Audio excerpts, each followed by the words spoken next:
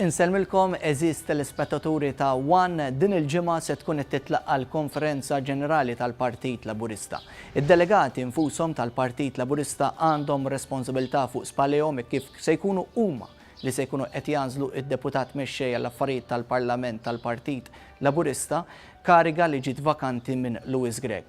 Huma 3 kandidati li tresqu il-qudiem isimhom għal din il-kariga l-Ministru Helena Dalli, il-Ministru Chris Fern u l-Ministru Edward Cicluna. Naraw f'dan l-ewwel servizz mini il-Ministru Helena Dalli.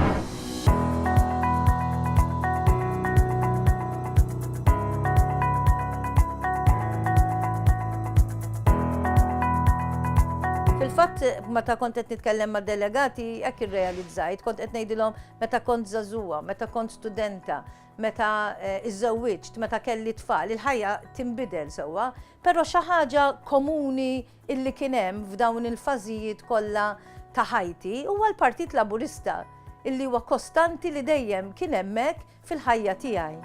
Helena Dalli għandha 54 sena u deskritta bħala mara tal-partit. Ħadet l-edukazzjoni tagħha fl-iskola tal-Ursolini ta' Ħażabbar, fl-iskola primarja ta' Ħażabbar, fis-sekondarja ta' Ħażabbar u għalhekk hija żabbarija pura. Hija studjant fl-Università ta' Malta u ta' Nottingham fl-Ingilterra fejn ġabet id-dottorat fis-soċjoloġija. Fil-fatt ta' sal-lum tagħti lectures lill-istudenti tas-soċjoloġija fl-Università ta' Malta. Dalli ta' fiż-żożija tagħha fil-Partit Laburista fil-fatt kienet kellha 16 sena meta daħlet fil-partit u minn hemm qatt ma ħarset lura.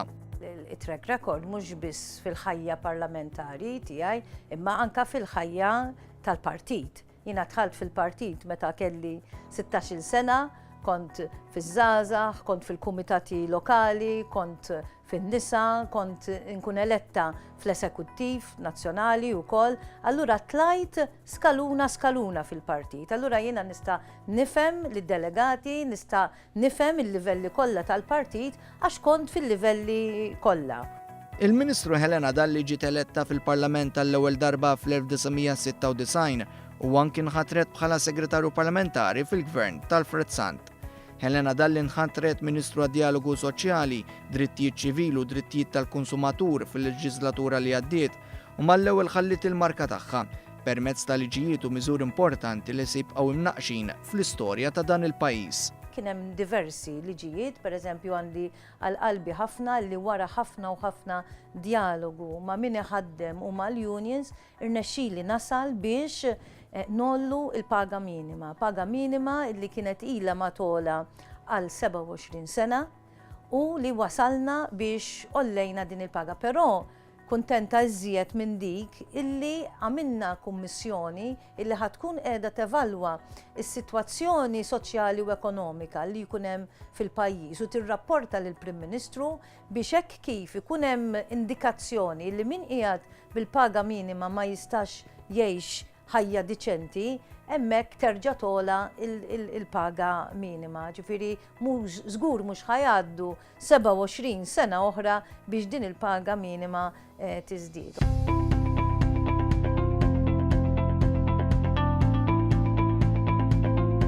Fl-intervista fid-dar tagħha l-Ministru Dalli titkellem ċertu passjoni dwar loti ta' drittijiet ċivili. Tajna drittijiet lil nies li sal-lum kienu ikkonsidrati bħala ċittadini tat-tieni klassi, jiena dikha kienet tirrabjani ħafna, speċjalment bħala ħadd ma jażel kif jitwielet u allura inti tagħti id-dinjità lil kull persuna.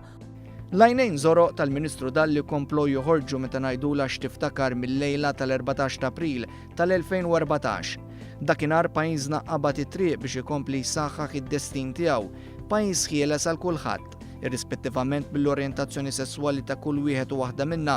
Għal dan kollu Helena Dalli apprezzat il-grazzi tan-nies.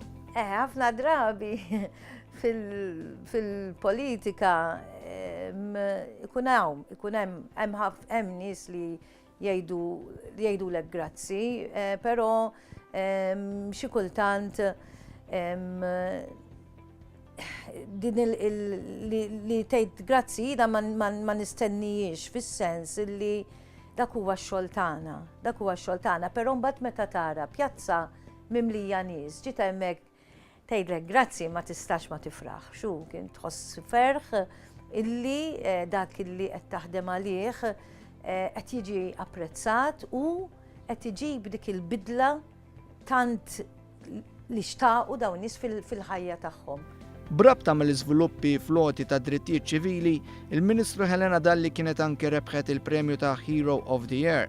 Iżda lil mit-titli u l-eloġi għal Helena Dalli anke l-affarijiet li jagħmlu differenza f'ħajjet in-nies jimlewha b'sodisfazzjon kbir.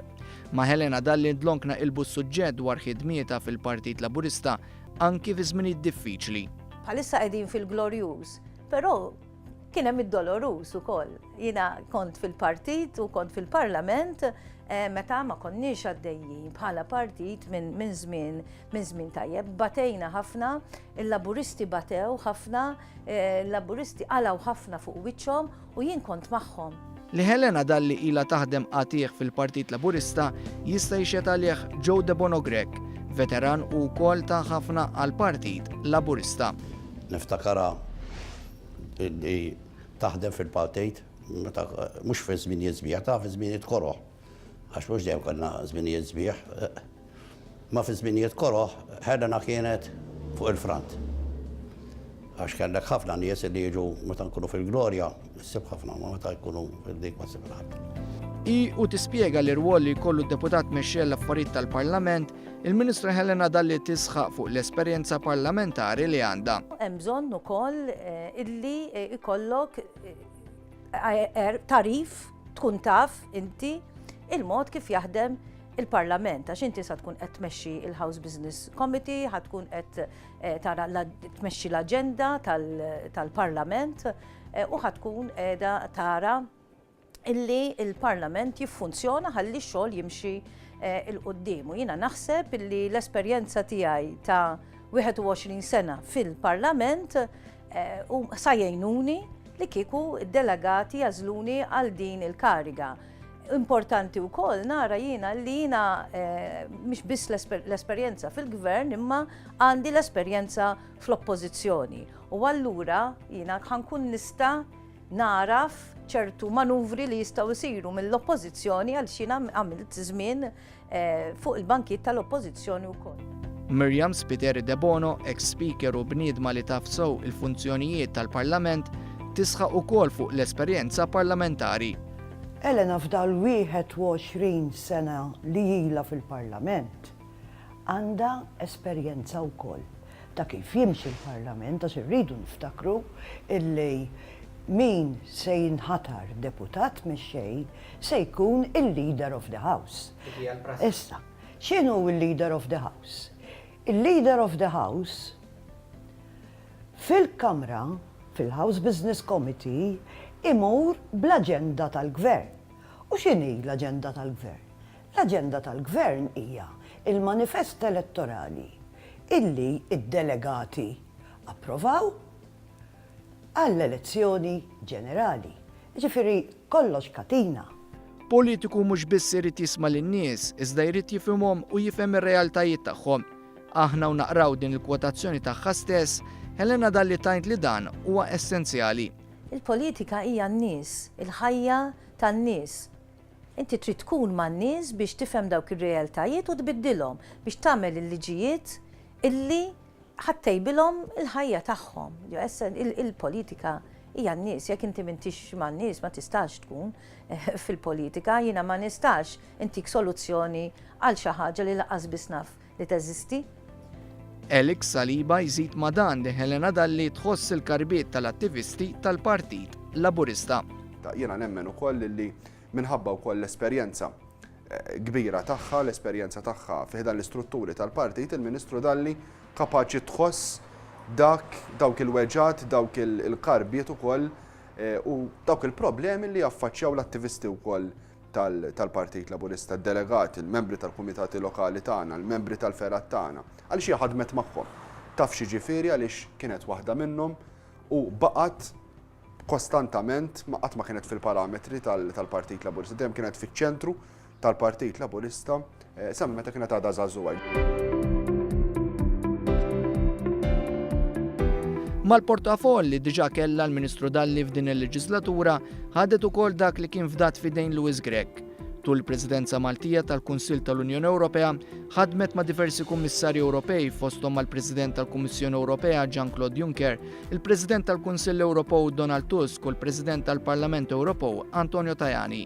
Iżda Helena Dalli tajt li l-sfida ewlenija hija li tagħmel l-Unjoni Ewropea relevanti għan-nies. Kif tkellimna anka viżavi l-Unjoni Ewropea, kif sa nagħmlu din il-connection, il-konnessjoni bej iċ-ċittadini u l-Unjoni Ewropea. Ħafna drabi l-Unjoni Ewropea tinqata' f'bozza għalija mingħajr ma tirrealizza d-differenza għal ħażin jew għat-tajjeb illi qiegħda tagħmel fil-ħajja tan-nies bir-regolamenti li joħorġu. Għalhekk waħda mill-missjonijiet tagħna fil-Presidenza kienet reunion aħna fil-fatt semmejniha kif ħanlaqgħu nerġgħu in-nies għax inti d-direttivi li joħorġu l-liġijiet li joħorġu minn hemm sa jaffettwaw il-ħajja tan-nies u aħna rridu naraw illi jaffettwaw il-ħajja tan-nies b'mod tajjeb. Helena Dalli hija wkoll om ta' żewġ ulied, Luke u Jean li huma preżenza kostanti fil-ħajja tagħha. Però anka Jean, imma Luke iktar jidher, però il-żgħir ukoll jinteressa ruħu ħafna u jaħdem ħafna bil-mod tiegħu, però Luke ovvjament jafu kulħadd għandu esperjenza tajba. Apparti li huwa avukat ukoll, allura ċertu affarijiet nikkonsulta miegħu anke nkun qiegħda niddraftja xi liġi u dan ngħidlu x'inhi l-perspettiva tiegħek. Ġifieri jgħinni ħafna. U jekk Helena Dalli tikkonsulta ħafna ma' familja li jagħtuha pariri sirja, l-istess tagħmel ma' ħadd ieħor. Jiena fuq Helena Dalli nista' ngħid li hija bniedma onesta, bniedma li tagħti lill-partit, bniedma li taħdem tagħmlu minn qalba, bniedma li tikkonsulta, mhux li taħħa tajjeb u taħħa tieħor ħażin, imma tikkonsulta ħafna. Lejli ddefendietni kull meta kelli bżonn, ħan nitkellem ċaru tont, kont waħda mill-disibta tiddefendini. U kull meta kelli bżonn affarijiet għall-kostituenti dietni, dietni fis-sens mhux għamlet li femet il-pożizzjoni tal-kostituenti. ħadmet f'di direzzjoni li għaddiet u kienet waħda minn dawk illi l-partit żied 4,000 vot oħra. Meta nsaqsu hekk id-delegati għandhom x'jażlu għal sempliċi raġuni li hi mara, Helena Dalli tajtek. Le, assolutament mhux għax mara, ovvjament tkun xi ħaġa fejn komplu nagħmlu l-istorja kieku nkun eletta jiena għaliex aħna kellna l-ewwel Ministru mara, kellna l-ewwel President mara, kellna l-ewwel Speaker mara. Ġifieri nkunu qegħdin inkomplu nagħmlu l-istorja, però ovvjament id-delegati jridu jħarsu lejn dak illi tkellimna fuqu qabel lejn it-track record tiegħi, track record fil-partit, it-track record tiegħi fil-Parlament, it-track record tiegħi fil-Gvern, iħarsu lejn ir-riżultati u naħseb hemmhekk iridu jevalwaw. F'dan is-sens tajt xi ħaġa wkoll l-ewwel speaker mara f'pajjiżna. Jiena ngħid illi qed ngħidilkom kwalitajiet ta' persuna mingħajr ma nidħol jekk ix mara jew raġel. U daw il-kwalitajiet ixini il-persuna mara raġel kienet x'kienet l-orjentazzjoni sesswali tagħha għandha l-kwalitajiet biex tkun deputat mexxej għall-affarijiet parlamentari tal-Malta tal-Partit Laburista. Oltre dan imma jiena l-fatt li mara qed narah li ma nistgħux iwarbuh. Bid-deċiżjoni ta' min se jkun Deputat Mexxej tal-Partit Laburista u Deputat Prim Ministru ta' Malta tinsab fid-din id-delegati tal-Partit Laburista, il-Ministru Helena Dalli tagħlaq l-intervista b'messaġġ seren għall-aħħar. Delegati tagħna għandhom għażla bejn 3 kandidati tajbin ħafna, mhux bħall-Partit Nazzjonalista li anke qed isibuha diffiċli biex isibu kandidati għal kap. Jiena li ngħid lid-delegati li se nkun qiegħda naħdem jekk inkun eletta fuq ir-rwol tagħhom. Jiena nara li l-rwol tad-delegati huwa importanti ħafna għaliex dak illi nkunu qegħdin nagħmlu fil-Parlament aħna huwa dak illi ivvota għalih l-elettorat permezz tal-programm elettorali tagħna. Dak il-manifest elettorali min approvaw? Approvaw id-delegati. Allura jiena narah dan il-pont bejn ix-xogħol ta' min sa jkun deputat mexxej għall-affarijiet tal-Parlament u id-delegati, li d-delegati jkunu informati b'dak li qiegħed isir fil-Parlament, l-liġijiet li nkunu qegħdin inressu il-qudiem ħalli dawn id-delegati ikunu f'pożizzjoni illi jistgħu imexxu id-diskussjoni wkoll dwar dak illi qiegħed jiġri fil-pajjiż. Jiena li għandi x'noffri lid-delegati huwa l-esperjenza tiegħi, il-21 esperjenza fil-Parlament, fil-Gvern u fl-Oppożizzjoni, 38 sena fil-partit, nafu wkoll li Joseph Muscat qed jimbotta ħafna biex ikonna partit u gvern aktar femministi. Jiena kien Joseph Muscat illi ħeġġiġni biex noħroġ għal din il-kariga u naf illi jixtieq illi u qalli illi jixtieq illi ikollu mara f'din il-pożizzjoni. Jiena l-inwijat ukoll illi nkompli naħdem b'lealtà assoluta biex nikkonvinċi lil Joseph Muscat illi forsi jibqa' ftit iżjed fil-kariga tiegħu.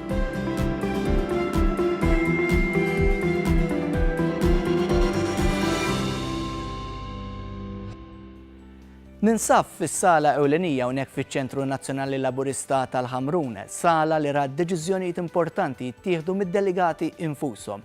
Id-delegati li kienu approvaw il-manifesti elettorali differenti li ressa il-Partit Laburista quddiem l-elettorat u uħud minnhom imbagħad inbidlu fi programmi ta' ħidma ta' gvernijiet laburisti differenti. Persuna oħra li teressa ismu quddiem id-delegati għal karika ta' Deputat Mexxej l-Affarijiet tal-Parlament tal-Partit Laburista huwa il-Ministru Chris Fearn. Naraw fis-servizz li jmiss.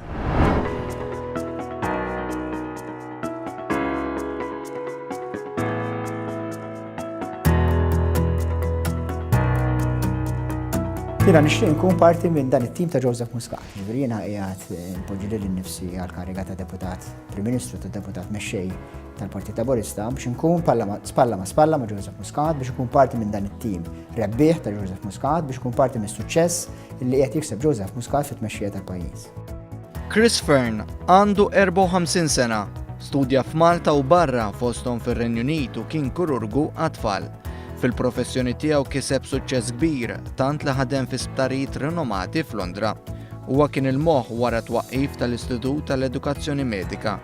Dwar il-professjonalità li ħadem biha Chris Fearn fil-qasam mediku hemm il-ġinekologu Mark Sant li jaħlef għaliha. Jiena l-Chris Fearn inni nafu madwar 25 sena. Jiena speċjalista fil-qasam tal-maternità u għalhekk ikolli diversi każijiet li involvu it-trabi. Chris huwa kirurgu ta' tfal u għalhekk kien ikollna diversi każijiet fejn kien ikollna ddielu xogħol. Chris nafu fil-qasam mediku bħala bniedem ta' integrità kbira, bniedem li dejjem wera impenn sħiħ u livell għoli ħafna ta' professjonalità. It-tfal kienu dejjem fil-qalba ta' ħidmet Chris Fearn tant li waqqaf ukoll laqda mhux governattiva Celebrities for Kids. Iżdek it-tfal kienu fil-qalba ta' ħidmet il-Ministru Fearn, il-Partit Laburista mhux bil-wisq anqas. Jiena dħalt fil-Partit Laburista meta kelli 16 sena. Anzi qabel ma kelli 16 sena, dak iż-żmien biex tidħol membru fil-partit trid tkollok 16. Però jiena ta' 14 kont diġà dħalt bħala segretarju tal-banda tal-partit.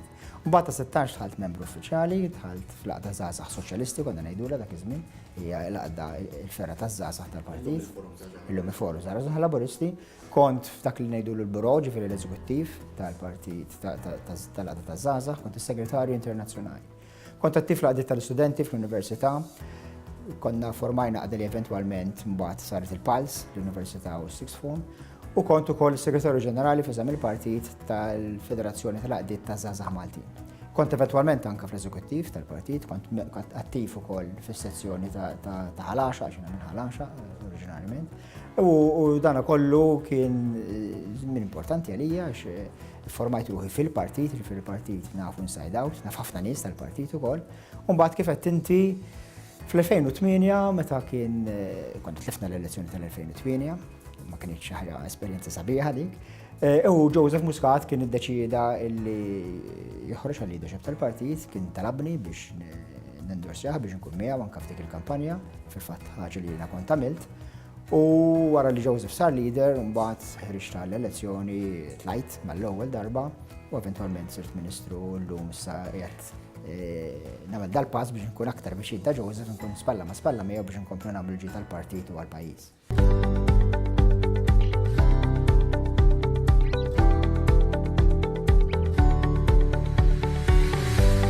Chris Fern jisħaq ħafna li l-politika trid tkun waħda ta' riżultati iżjed minn dik tal-kliem. Jiena dejjem ment li l-politika is-suċċess tagħha tkejjela mhux b'kemm tparla u kemm tgħid affarijiet imma bir-riżultati li wieħed takkwista. Ġifieri importanti li jkollok il-viżjoni, anzi importanti ħafna li jkollok il-viżjoni, importanti li jkollok il-pjan ta' kif ħatimxi u għalhekk morna l-elezzjoni b'daqs pjan daqshekk importanti u daqshekk b'saħħtu, imma mbagħad trid twettqu dak il-pjan.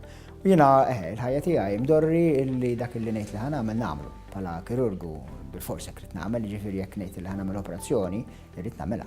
U l-istess fil-ħajja politika tiegħi, ġifieri jiena s-suċċess tiegħi u s-suċċess tad-dipartiment li mmexxi nkejlu mhux b'kemm ngħid kliem sabiħ, imma b'kemm minn dak li ngħid inwettaq. Dwar il-kwalitajiet fosthom il-viżjoni li għandu Chris Fern taqsamhom magħna wkoll Marija Camilleri. Jiena Chris Fern dejjem laqatni għal ċertu kwalitajiet.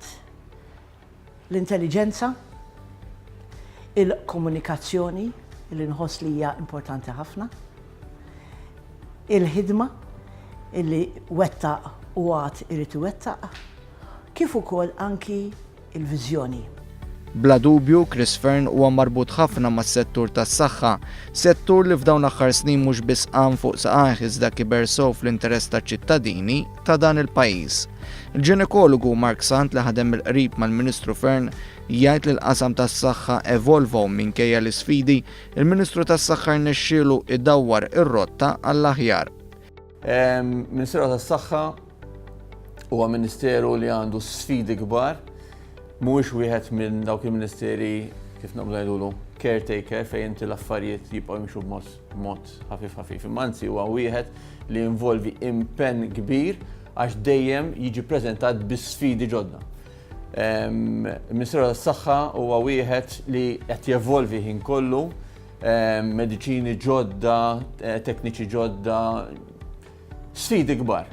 U mingħajr tlaqliq jiena ngħid illi Chris Fern irnexxielu idawwar ir-rotta ta' dan il-Ministeru biex illum il-ġurnata huwa qed mill-iktar ministeri li qed juri tkabbir, li qed juri żvilupp, illi qed juri effiċenza. Il-ħlas politiku li jieħu Chris Fern huwa s-sodisfazzjon li jikseb meta jiltaqa' man-nies u jsemmulu miżuri li ttieħdu fil-qasam tas-saħħa li jagħmlu differenza f'ħajja in-nies. Mistoqsija diffiċli għax tanta minn affarijiet f'dawn is-sentejn u nofs snin li ngħidli fil-mexxi qasam tas-saħħa li biex tippoint tgħid waħda biss hija diffiċli, però ngħid numru żgħar. L-ewwel nies jiena l-ikbar sodisfazzjon li nieħu f'xogħli u meta nkun għaddej il-belt jew xi l-uffiċċju jew raħ ġdid jew żejtun. U waqafni xi ħadd jgħidli isma' dal-makkinarju ġdid li daħħaltu dis-sistema ġdida tas-servizz ġdid salvajtu li l-ħajja ta' tzija, jew arranġajtu li biex il-mara l-lum terġa' timxi. Dak il-sodisfazzjon li tieħu meta tinduna li dak il-policies, dak il-deċiżjonijiet li tkun ħadd ikunu qegħdin imissu l-ħajja tan-nies fil-pożittiv hija xi ħaġa kbira. U allura s-sistemi ġodda li daħħalna, servizzi ġodda, operazzjonijiet li qabel ma kienu jsiru qegħdin isiru Malta, makkinarju ġdid li daħħalna biex stajna naqtaw il-waiting list, stajna nagħtu aktar benefiċċji lill-pazjenti tagħna u servizzi dak huma xi ħaġa li jimluna sodisfazzjoni. Intant id-Deputat Mexxej għall-Affarijiet tal-Parlament tal-Partit Laburista u Deputat Prim Ministru ta' Malta jrid ikun ta' spalla għall-Prim Ministru.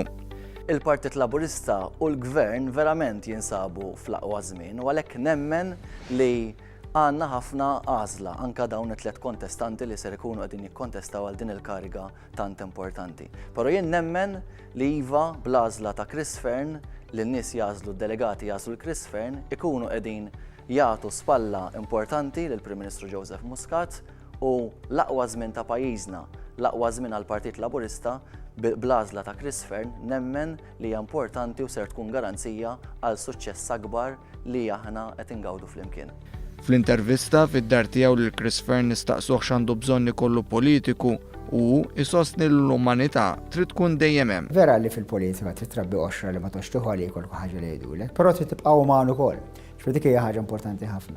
U jekk politiku jitlifha din, jekk politiku jibda jara n-nies numri, jew jibda jara n-nies dubbien, jew jibda jara n-nies biżvoti, jew kemm ħajjerbaħ voti jekk jagħmel il-miżura jew kemm ħajtlef voti jekk ma jagħmilix, naħseb ikun qiegħed jagħmel żball. Naħseb il-politiku xogħlu illi jibqa' fost il-poplu, jibqa' wieħed min-nies, jara l-problemi kif joqtu lin-nies individwalment, kif joqtu l-ħajja taċ-ċittadini. U naħseb li tkun sensittiv ħafna. Ġifieri jiena dika bħala tabib għalmitni illi tieħu deċiżjoni, dik id-deċiżjoni ħatolqot in-nies fil-ħajja tagħhom. Allura bħala politiku jiena sensittiv ħafna illi dak kollu li nagħmel dejjem inżomm f'moħħi kif ħataffettwa lin-nies illi naf, lin-nies illi ma nafx, kif ħataffettwa l-nies illi nħobbien, għax kif ħataffettwa lilhom ħataffettwa l-kumplament tal-pajjiż. Allura naħseb dik hija xi ħaġa importanti illi aħna l-politiċi nżommu qudiem għajnejna illi qegħdin niddiljaw mal-ħajjiet tan-nies.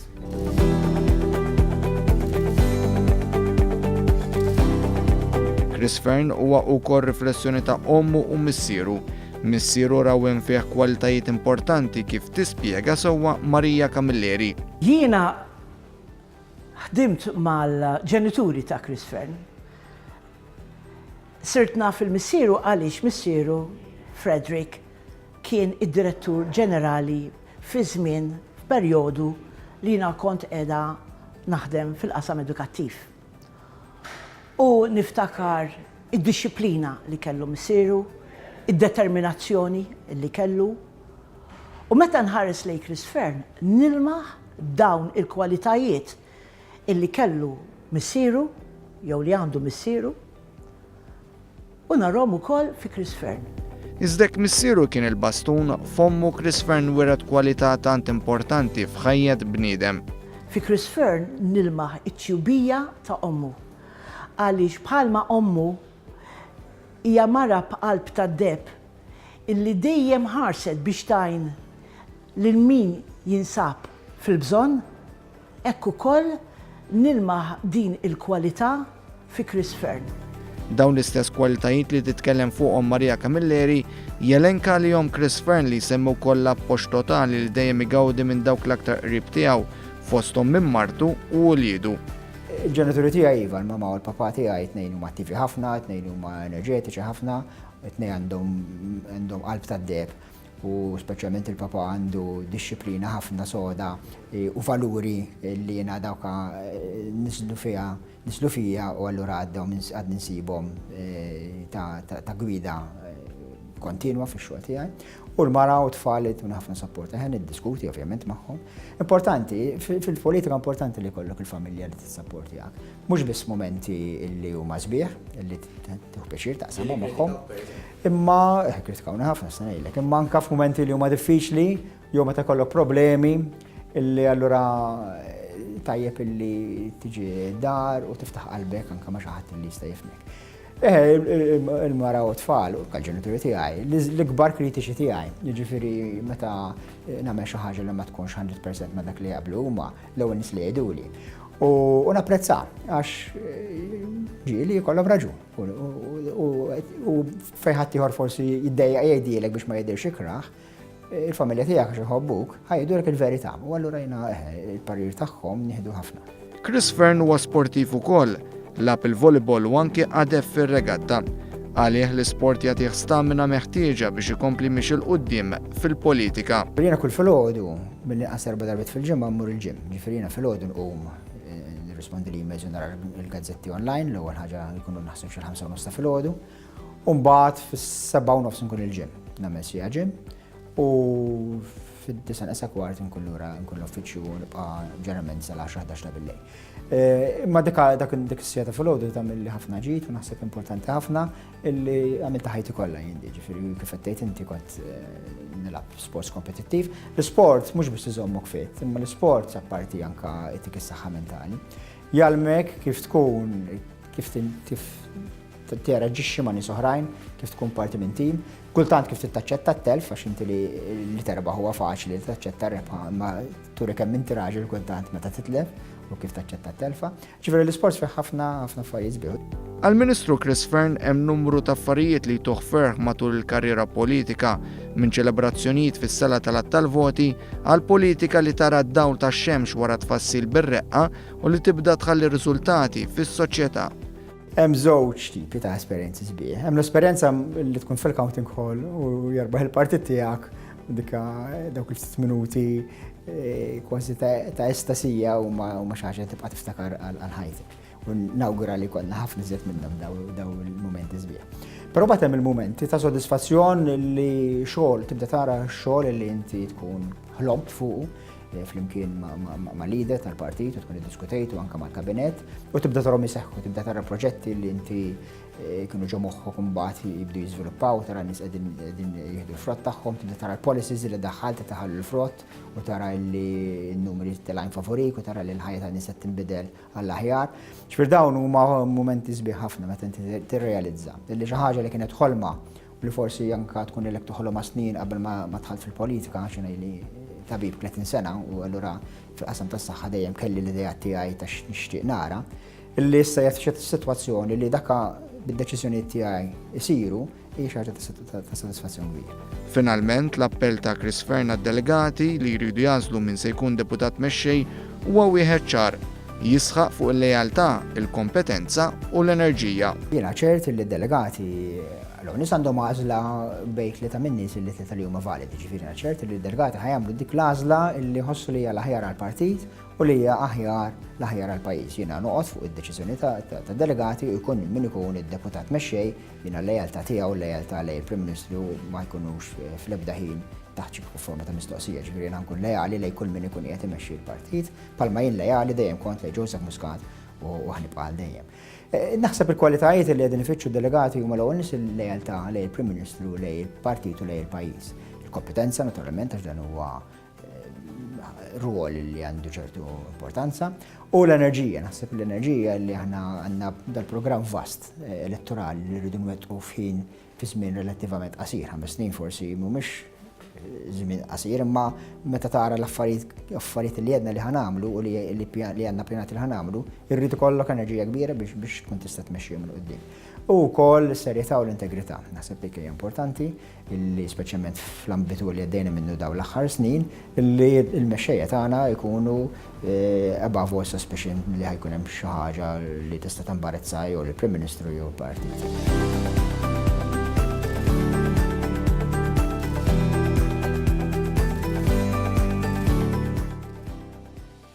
Ninsab bis-swit il-bib tal-uffiċċju tad-Deputat Mexxej għall-Affarijiet tal-Parlament tal-Partit Laburista kif għedna aktar qabel 3 ismijiet, 3 kandidati qed iresqu isimhom il-qudiem biex jidħlu f'din il-kariga tieni l-aktar kariga importanti fil-ġerarkija tat-tmexxija tal-Partit Laburista.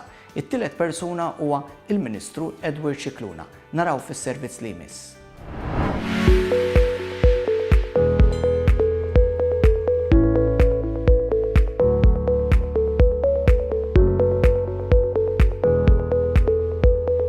Lejn il-partit jissaħħaħ bil-parteċipazzjoni tiegħi u anke li nattira nies oħra li jkunu jistgħu jsaħħu l-partit. Il-Professur Edward Scicluna rabti u għandu 70 sena. Studja fl-aqwa universitajiet fid-dinja fosthom ta' Oxford u Toronto, iżda beda jistudja l-ewwel fl-Università ta' Malta.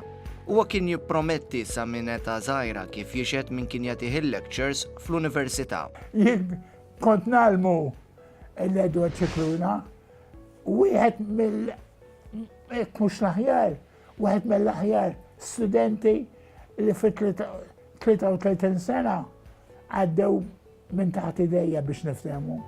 Fl-1982 Edward Scicluna kiseb id-dottorat fl-ekonomija, qasam li fih xpruna numru ta' idea ġodda biex l-ekonomija ta' pajjiżna llum tgawdi minn stabilità u tkabbir. Iżda forsi l-ewwel mod kif li l-Professur Scicluna sirna nafu bih kien permezz ta' tbassir u l-analiżi tiegħu li kien jagħmel fl-elezzjoni ġenerali. Dan bdieħ fl-1987. Aktar tard kien anki kummissarju elettorali ewlieni. Scicluna okkupa diversi karigi fosthom ta' Chairman tal-Awtorità Maltija s-Servizzi Finanzjarji u tal-Kunsill għall-Iżvilupp Ekonomiku u Soċjali. Edward Scicluna kontesta b'suċċess l-elezzjoni għall-Parlament Ewropew fl-2009. Wara kważi 4 snin iservi f'din l-istituzzjoni Ewropea u ħareġ għall-elezzjoni ġenerali fejn ġie elett fil-Parlament Malti u minnu fih inħatar bħala il-Ministru tal-Finanzi. Wara s-suċċess li kiseb fil-ħidma ministerjali tiegħu, il-Professur Scicluna ntalab jerġa' jressa ismu l-elezzjoni ġenerali li għaddiet. Raġa ġiet l-elezzjoni u tlabt il-Prim Ministru xi jrid jekk iridniex nipparteċipaw. Għalli trid tiċċajta, għalli żgur li ta' tkun ħdejja, għalli se nagħmlu front illi rridu nikkonvinċu lin-nies li se nkomplu b'dak is-suċċess li lħaqna milli l-alternativa li ma kienx li kienet riskjuża ħafna. U din konvinċent il-nies biex b'maġġoranza kbira fil-fatt jivvotaw għall-Partit Laburista.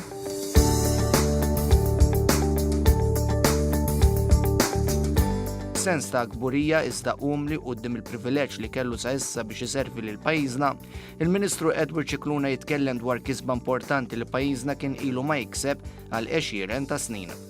It-tieni parti li żgur li nuguri huwa xi ħaġa li f'dal-aħħar 35 sena ma rnexxinniex nottienu l-ebda Ministru tal-Finanzi u jiena rnexxieli u kuntent mal-Prim Ministru u bl-għajnuna ta' sħabi illi nottienu dak is-surplus. Dik hija xi ħaġa ma kienx faċli, kienet maħduma bil-mod il-mod, qatt ma qadna niftaħru li dik is-sena se nolqtuha, imma meta inti tkun itwaqqad deficits hija ħaġa sabiħa illi mbagħad tiġi għal surplus.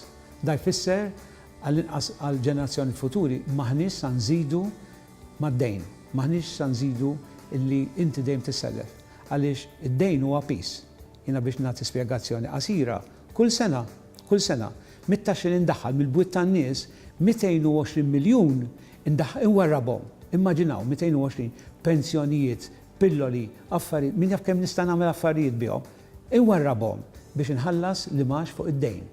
Dak huwa l-pis li qiegħed fuq il-ġenerazzjoni tal-lum li ħallewna ta' qabilna. Bla dubju, s-surplus li rreġistra pajjiżna jixed f'idejn min kienet f'data l-ekonomija u l-finanzi tal-pajjiż. Martin Cicluna, kontributur b'kitbietu fit-Times, jisħaq fuq it-tmexxija tal-Ministru Edward Cicluna fil-finanzi tal-pajjiż. Economies only succeed because of good stewardship. And Dr. Cicluna has exercised the leadership, the first-class judgment, the good organizational and management skills which has achieved that financial success for Malta. L-ekonomista Karm Farrugia li jgawdi rispett wiesa l-kompetenza akademika tiegħu fil-qasam ekonomiku huwa wkoll tal-istess ħsieb fuq it-tmexxija ta' Edward Cicluna. L-ekonomija ta' Malta ma kienet timxi tipprospera daqs l-aħħar 4 snin. Growing smoothly mingħajr intoppi, mingħajr għatis biex niftehmu, mingħajr solluzzu għaliex meta jkollok tkabbir is-solluzzu huwa inevitabbli. Imma irnexxielu Edward Cicluna irnexxielu iżomm kontroll fuq l-ekonomija u ma jħallix lok għal xi solluzzu. Mistoqsi dwar li ma kienu dawk il-miżuri li hu jħossu gburi li flimkien mal-Gvern il-Ministru Cicluna bla tlaqliq jgħid li l-inċentivi mmirati biex aktar nisa joħorġu jaħdmu tawħ sodisfazzjon kbir. L-iktar jirrigwardjaw in-nisa u x-xogħol għax huma l-iktar kienu deprived. Dejjem konna ngħidu le dak għax is-soċjetà u dik ir-reliġjon u dak għax iħobbu sajru. Ħafna skużi, il-verità kien hemm l-ostakoli. U malli aħna ddeċidejna li naħħu dawk l-ostakoli, pereżempju billi nipprovdu il-Free Child Care Center għal min jaħdem, dik kienet rivoluzzjoni kbira. Swit il-flus, għall-ewwel bdejna ngħidu nistgħux naffordjaw, għamilna l-kalkoli tagħna, għamilniha u kellha effett kbir. Dik hija ħafna. Oħra, ħafna iżgħar, però m'għandekx idea kemm nieħu gost meta tiġi mara. Kien hawn ħafna nisa li ħadmu għal 2-3, 4, u mbagħad iżżewġu u ma rġawx komplew fil-labor force. Jew għar minn hekk kienu teachers jew nurses mal-gvern u dak iż-żmien kienu jġalhom mlan li tiżżewweġ ikollok tmur id-dar. Dak kienet is-sentenza għalihom. Aħna dawn ma kinux jieħdu pensjoni għax laqqas il-pensjoni minima ma laħqu, mentri fil-fatt introduċejna pensjoni żgħira, bonus żgħir, mhux xejn.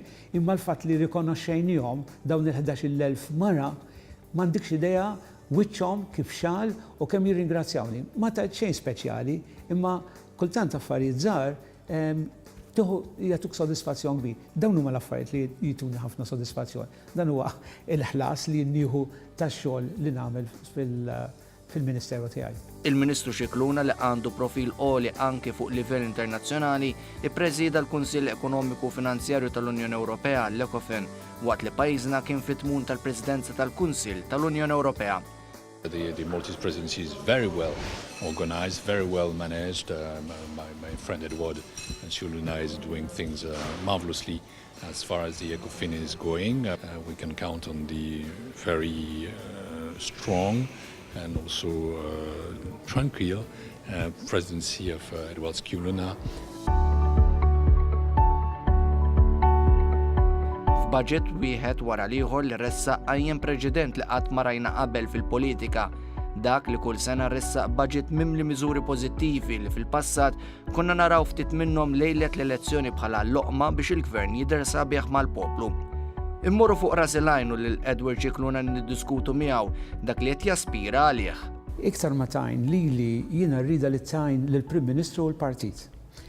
Jiena naħseb li din il-pożizzjoni ta' Viċi Prim Ministru mhijiex qiegħda hemm bħala ornament biex ikun ħdeħ u da kollu, imma bħal forċina li inti terfa illi tista' tagħti riżultati. Jekk ikollu bżonn nsifer l-Amerika jew nsifer u nitkellem ma' Ministru jew nkun il-Ġermanja jew mur fil-Parlament Ewropew bħalma fil-fatt morna fi Strasbourg ma qgħadx miegħu nieħu noti. Għalli Edward, għalli inti ħu dawk l-4 MPs diffiċli, musa nsemmihom hawnhekk.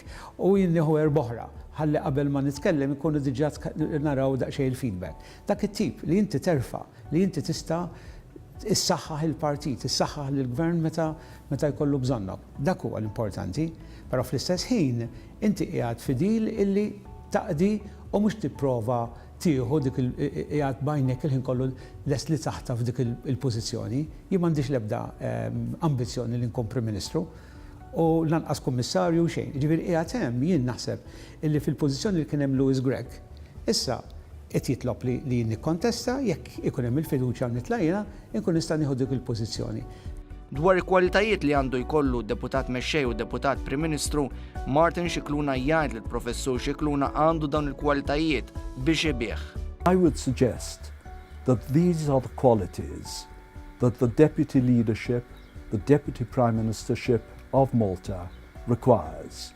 Good leadership, good judgment, good organizational and management skills, together with dedication and integrity. In politics, these are the prime qualities, and I believe that Dr. Scicluna has them in abundance. Mal-Ministru Scicluna dlonkna il-suġġett u nkellmuh ukoll fuq dik li hi il-mimmi tajneħ, il-familja. Jgħidilna kemm martu minn dejjem kienet ta' spalla soda għalih. Nistajt li għandhom paċenzja kbira bija, ħankun ċar. Però min-naħa l-oħra jifmu. U l-fatt li kbirna fl-imkien, fis-sens li anke meta kont qed nistudja, sofriet u għaddiet bħali minn dawn il-fażijiet kollha. U l-għarra tifhem, m'għandix għalfejn nispjegala jew ġejt minn background differenti. Għexna fl-imkien. U iva, tatina ħafna pariri u nisma għaliex hija aktar objective edha l-bot ma tidħolx fiha u stalija jekk naħodhomx kultant ma naħodhomx u jiddispeċini. Pero mhux intħil iż-żejjed, taf illi isma' tagħtik il-parir tħallik fidejk. U hawnhekk grat ħafna għal fatt illi kienet importanti ħafna għas-suċċess tiegħi. Kif ukoll it-tfal tiegħi, tfal laħqu fil-da tagħhom u wkoll jgħaddu r-rimarki illi b'mod pożittiv jgħinu ħafna, jagħmlu li kuraġġ. Ton leġġer il-Ministru Scicluna jitbissem meta jirrakkonta l-esperjenza ta' meta qasam l-idea mal-familja li kien se joħroġ għall-politika. Pereżempju l-iktar ħaġa li jagħmlu li kuraġġ huwa li meta mort l-ewwel darba tilgħu isma' Joseph Muscat qed jgħidli biex noħroġ għall-politika, isna qed ngħid Tereżija. U dawn għal xi raġuni oħra, what a good idea, ejja mmorru għalija, issa xi proġett. Jien stennejt li sajdu li ma tarrax u hekk. U fil-fatt ħriġt tal-politika nħabba fil-fatt il-rispons pożittiv li kellhom. Fil-Ministru Edward Scicluna tispikka determinazzjoni li jafar xiex ikun dieħel u li jagħmel kollox b'impenn sħiħ. Jien inħobb naħdem, ġifieri issa hawn ħafna kliem workaholic u dal-okor minix hekk imma għax inħobb ukoll nistrieħ fis-sens li nixtieq li kolli rekreazzjoni. Sfortunatament għadni ma sibtx job li jgħidulek part-time minister full time u over. Ġifieri il-ġurnata ta' Ministru hija twila, tibqa' sejra sa bil-lejl. U mbagħad anka meta tidħol id-dar. Ġifieri tkun parti minnek. L-importanti li tieħu pjaċir biha. Ġifieri jekk tkun m'intix tieħu pjaċir, veru tkun miskin. Ġifieri l-unika sodisfazzjon huwa li inti toħodha as you go along u veru tieħu gost li qed tagħmilha. Għaliex inti mhux se jkollok spazju wis għar-rekreazzjoni, ġifieri you have to enjoy the job. Tieħu gost tagħmlu u tieħu sodisfazzjon. Għax inkella sa tkorri. Ġifieri r-rekreazzjoni sa tkun tant ristrett, speċjalment aħna bħala Ministru tal-Finanzi, il-budget isir fis-sajf, bdejna issa, il-pik tiegħu qiegħed ta' wissu meta kulħadd qiegħed dana.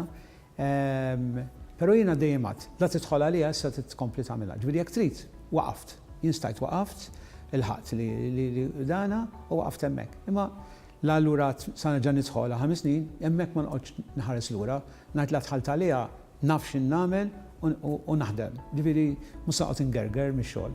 Fuq kollox il-Ministru Edward Cicluna kellu appell għad-delegati tal-Partit Laburista li għandhom responsabilità importanti fuq spallejhom biex jiddeċiedu min se jkun lit il-lemenija tal-Prim Ministru.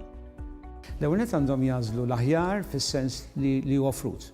It-tlieta huma kandidati validi, però rridu jażlu l-aħjar fosthom.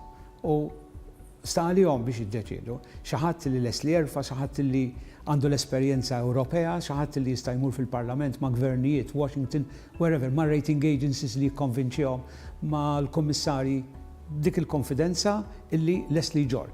Jekk ħars qatin għala xi ħaġa, I can take over mill-ekonomija, finanzi li hemm bżonn qiegħed hemmhekk. U nħalli fidejn id-delegati biex jagħmlu l-għażla tagħhom.